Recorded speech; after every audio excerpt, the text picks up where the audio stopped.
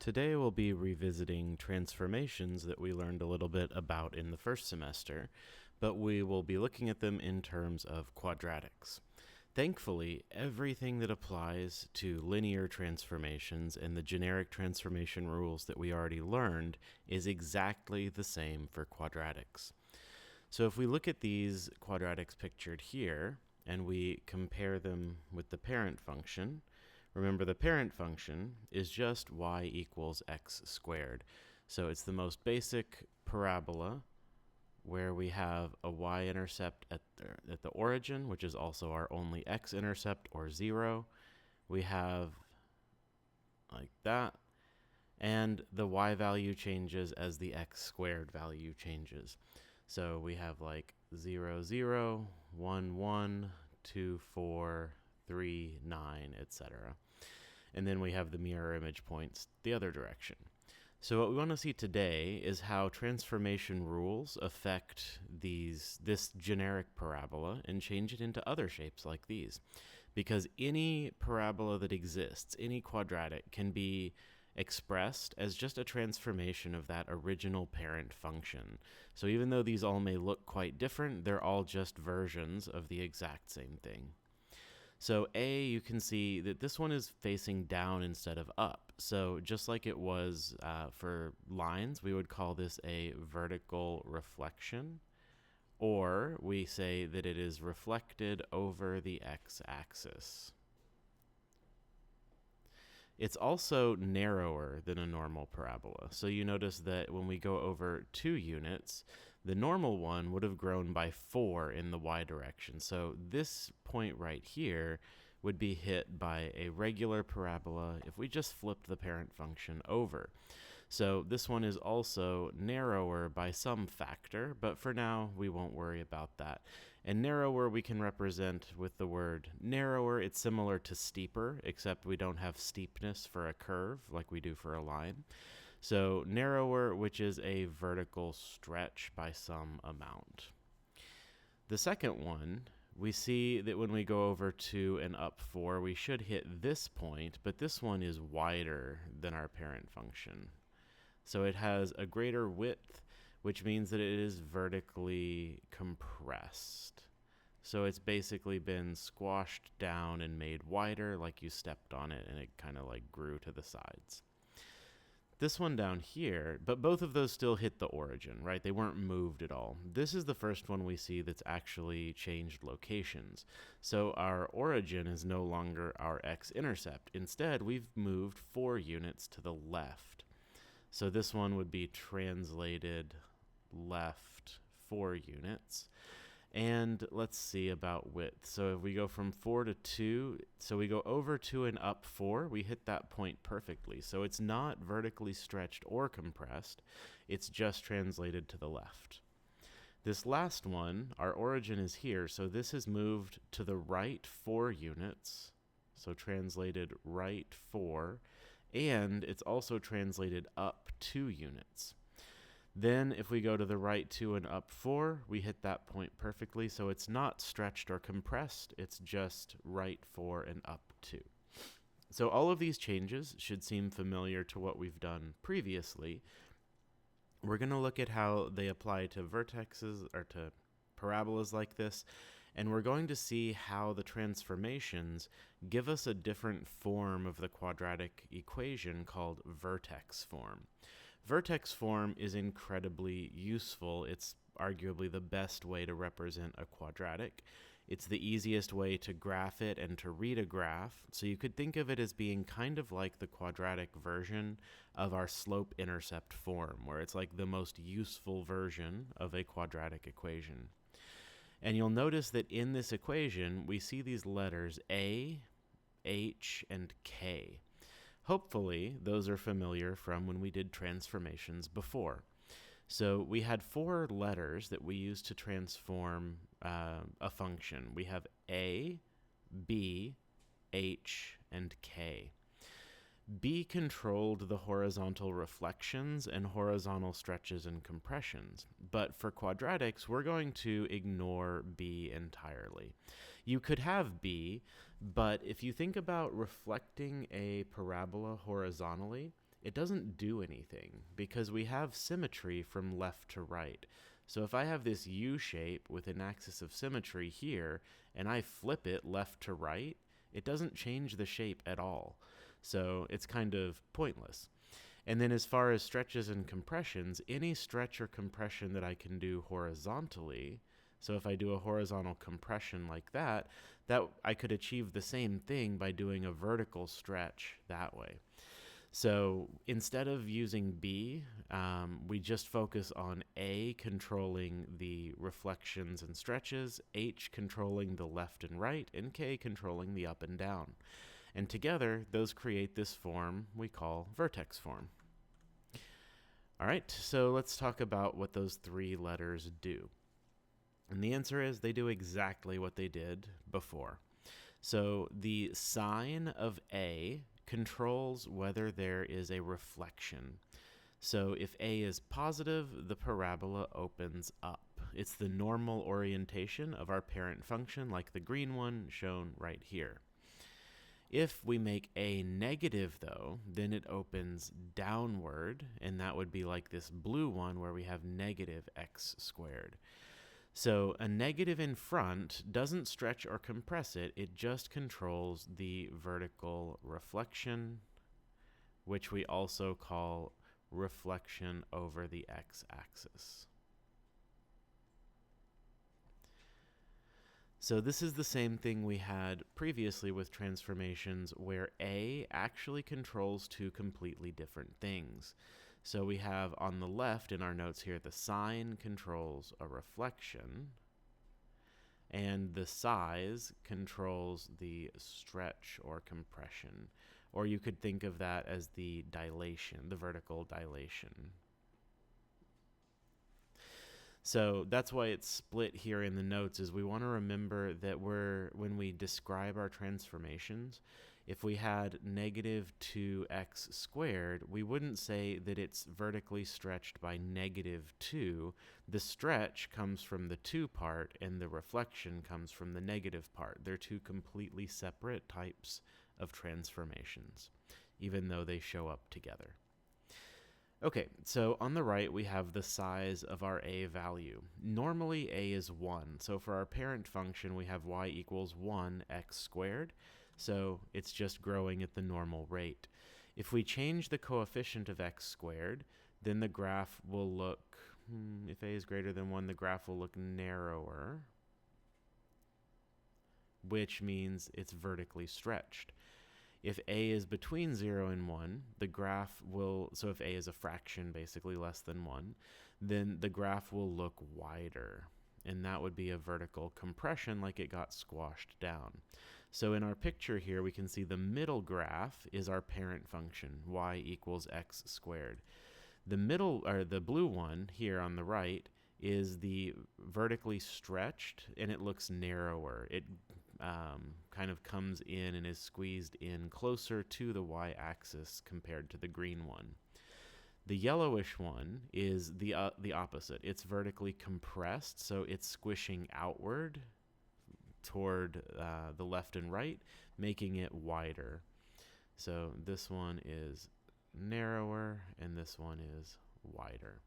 So that's what A does, and just the most important thing is to remember that there's two different transformations involved with A, and we need to think of them separately. We don't want to think of it as a negative 2 stretch or compression. We want to think of it as a negative reflection and a 2 stretch.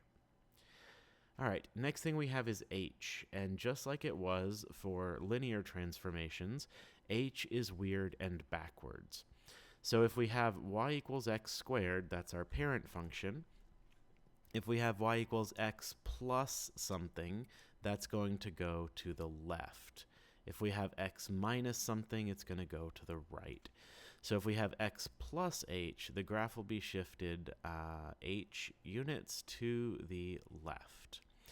If we have negative h, so x minus something, this one here looks incorrect, so I think this should be x minus 2 squared, then it's going to shift h units to the right. So Yeah, that's the same exact thing that we're used to from before, is that whenever we deal with horizontal stuff, it's weird and backward.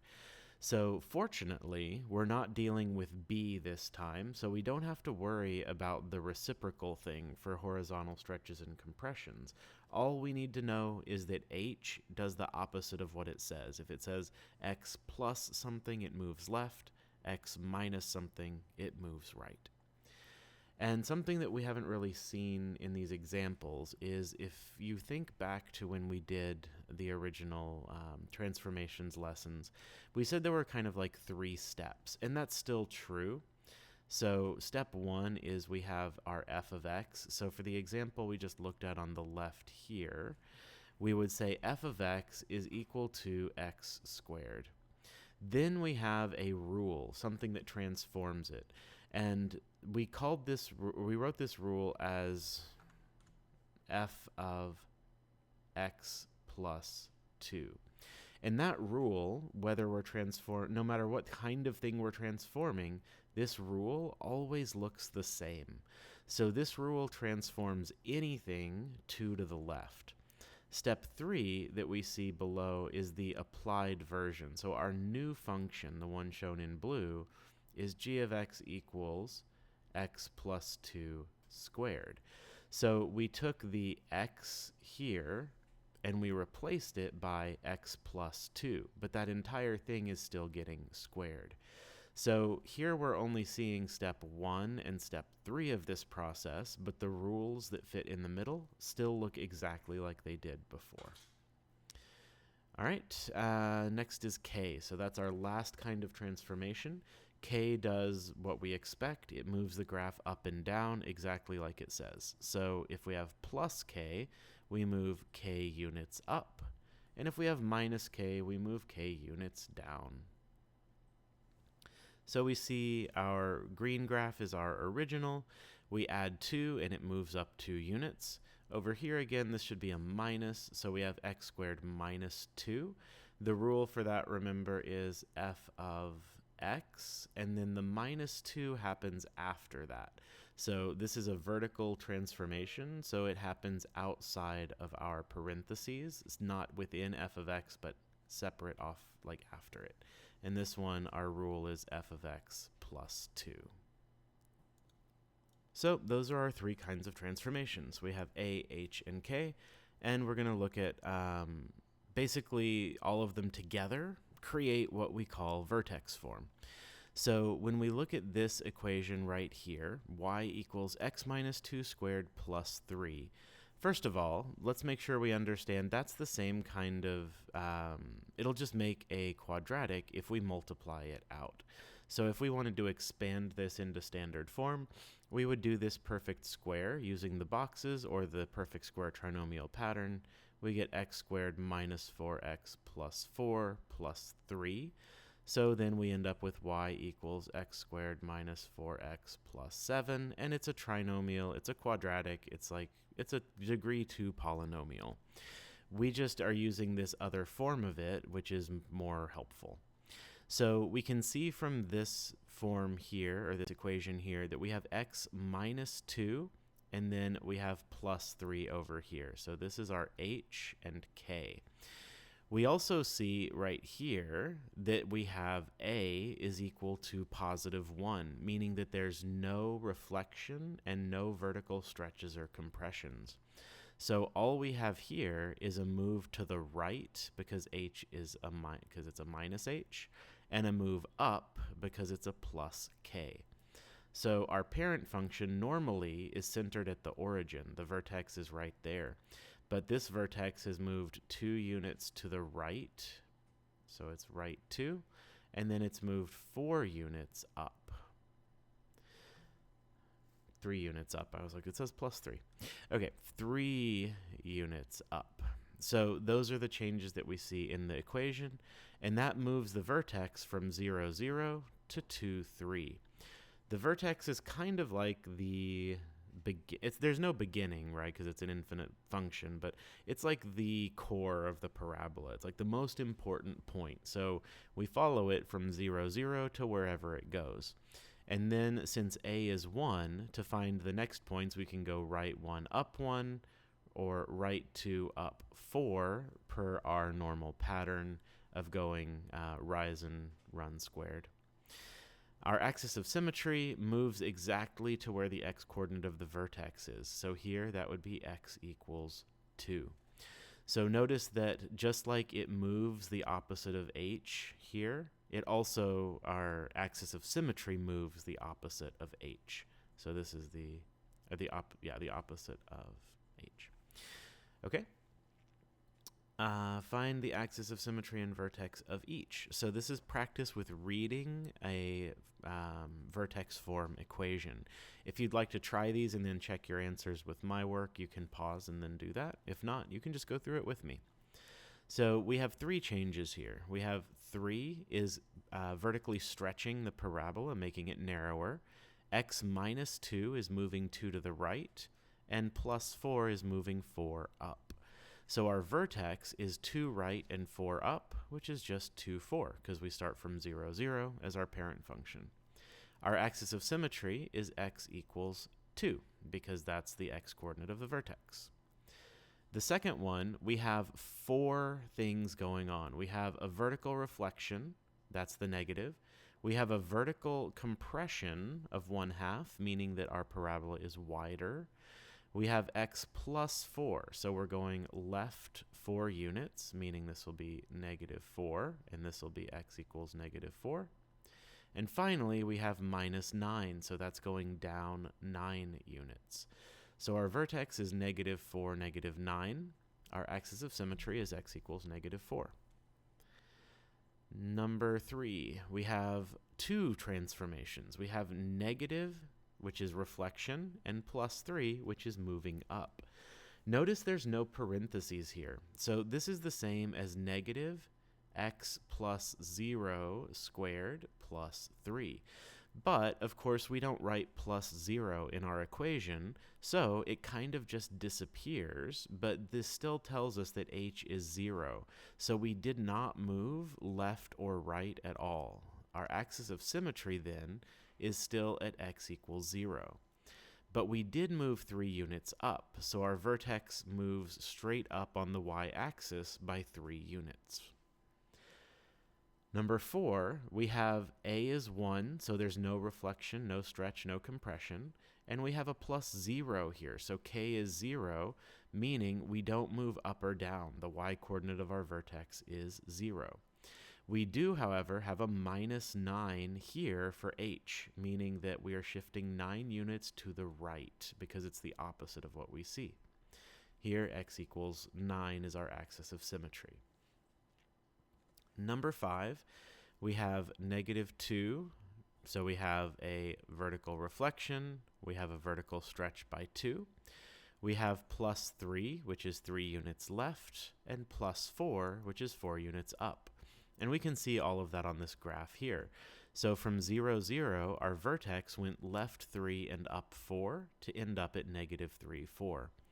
Rather than going over 1 and down 1, which is what a parent function would do when we reflect it, this one goes over 1 and down 2. So it's basically twice as narrow. So we would say that this is vertically stretched by 2. So vertical stretch by 2, which is the 2 there. Vertical reflection, or reflected over the x-axis. Left 3 units, and up 4 units are the 2 translations. We should also be able to write the rules for all of those. So the vertical stretch by 2 would be 2, and then the reflection would be a negative, so negative 2. F of, and then since we're going left 3, that would be x plus 3, and up 4 would be plus 4. Notice how similar the transformation rule looks to our final applied vertex form. That's the beauty of vertex form, is that it exposes all of the transformations directly. Whereas if I multiplied this out into a trinomial, it would be negative 2x squared plus 6 minus 12x minus 18 minus 14. So here, negative 2x squared minus 12x minus 14, I have no idea how that graph looks immediately. I can't just go from looking at that to knowing what the graph looks like, other than I can tell it's upside down because of this negative in front. The rest of it, I kind of need to do some calculations to figure out what the graph looks like. But in vertex form, I immediately know exactly how to graph it. Over here it says the A value tells us how much to move up or down from the vertex when we move 1 unit to either side. And that's what we just talked about here, is that we went to the side 1, and if A were 1, we would have just gone down 1 unit, but instead we went down 2 units. And we'll talk more about reading that and how you can get A from a graph a little bit later, I think, this week. But that's just a preview to kind of see that a graph can show us directly what the A value is by looking at rise and run. All right. Describe transformations from each equation. So we're going to do exactly what we've been doing and describe everything. I'm not going to write, I'll write them for the first couple. So again, if you want to pause and try these on your own, absolutely try that and then go through the answers with me. If not, that's fine. You can just go along with me. So the negative here is a reflect over x-axis. Sometimes you'll see that written as reflect in the x-axis or just reflect the x-axis. So it has several ways it's written. The 5 is a vertical stretch by 5, which makes the graph narrower. The +4 is a horizontal shift or translation 4 left. And the -9 is a vertical shift or translation 9 down. I'm not going to write out all of the other ones, but we'll talk through them. So we have 3 over 2. That number is greater than 1, so that's a vertical stretch by 1.5 or 3/2. And this is a translation up by 7. So here there's only 2 changes. Same here, there's only 2 changes. So we have 2 units to the left and 1 unit up. And then here we have 3 changes. We have reflect over the x-axis, vertically compressed by 3/4, because this is less than 1, and then 6 units to the right for this last change. So that's all our notes for today. We'll look a little more at vertex form in the next video, but that's our introduction and our tie back to what we did with transformations. Remembering that we're looking at A, controlling the opening up or down, whether there's a reflection.